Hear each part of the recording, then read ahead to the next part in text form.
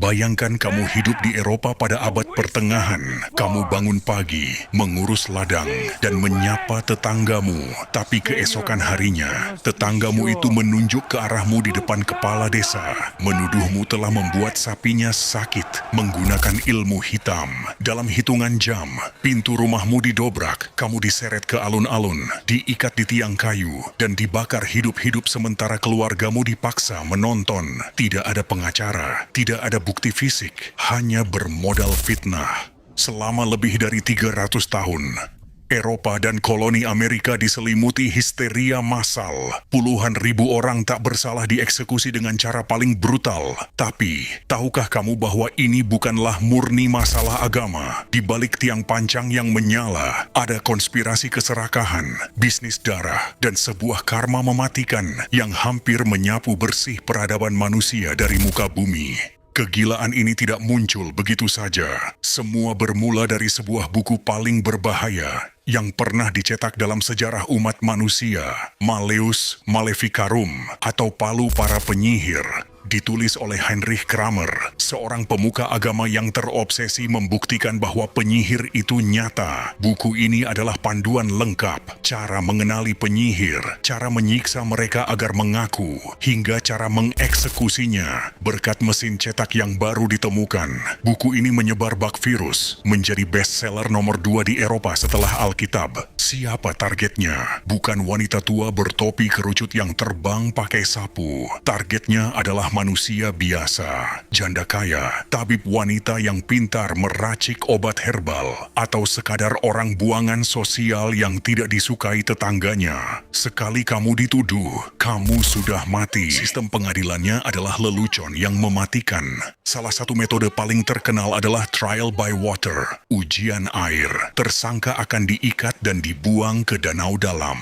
Logikanya gila, air dianggap elemen suci. Jadi jika kamu mengambang, air menolakmu karena kamu penyihir dan kamu akan dibakar. Jika kamu tenggelam, kamu terbukti tidak bersalah, tapi ya kamu mati tenggelam. Tapi kenapa histeria ini dibiarkan? Karena memburu penyihir adalah bisnis yang sangat menguntungkan.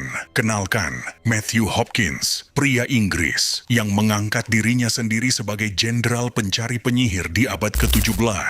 Hopkins dibayar mahal untuk setiap penyihir yang ia temukan. Lebih parah lagi, ketika seseorang dieksekusi karena sihir, seluruh harta, tanah, dan rumahnya akan disita oleh pemerintah lokal atau si pelapor. Ini bukan sekadar fanatisme buta. Ini adalah perampokan legal yang dibalut jubah agama. Menuduh tetanggamu adalah cara tercepat untuk mengambil alih tanah ladangnya. Kegilaan ini tidak berhenti pada manusia. Hewan pun ikut terseret. Jauh sebelumnya, pada tahun 1233, Paus Gregorius Cheshmawai mengeluarkan dekrit bernama Vox in Rama, yang secara resmi menyatakan bahwa kucing hitam adalah perwujudan iblis. Dampaknya sangat fatal. Masyarakat Eropa mulai memburu dan membantai kucing secara massal. Selama ratusan tahun, sangat sulit menemukan kucing di jalanan Eropa karena mereka dilempar ke dalam api unggun bersama para terhukum penyihir. Kucing dianggap sahabat karib dukun. Tapi, ketika kamu melawan keseimbangan alam, semesta akan membalas dengan cara yang paling brutal. Dengan musnahnya populasi kucing, pemangsa alami tikus menghilang. Populasi tikus hitam di Eropa meledak di luar kendali. Mereka beranak pinak di selokan, lumbung gandum, dan menyusup ke setiap rumah. Bukan tikusnya yang berbahaya, melainkan kutu yang menumpang di bulu mereka. Kutu-kutu ini membawa bakteri Yersinia pestis. Ketika tikus-tikus ini berpindah ke manusia, neraka benar-benar turun ke bumi. Wabah hitam atau Black Death menyapu Eropa tanpa ampun. Manusia yang tadinya sibuk membakar sesamanya, kini mati membusuk di jalanan. Diperkirakan 50 juta orang, sepertiga populasi Eropa, musnah akibat wabah ini. Sebuah karma instan yang luar biasa mematikan, yang berawal dari ketidaktahuan, keserakahan, dan seekor kucing hitam.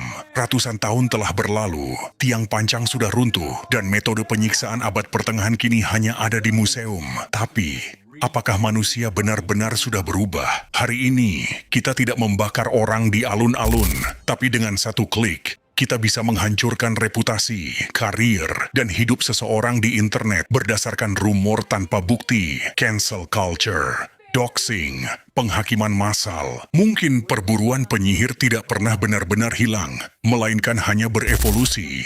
Bagaimana menurut kalian?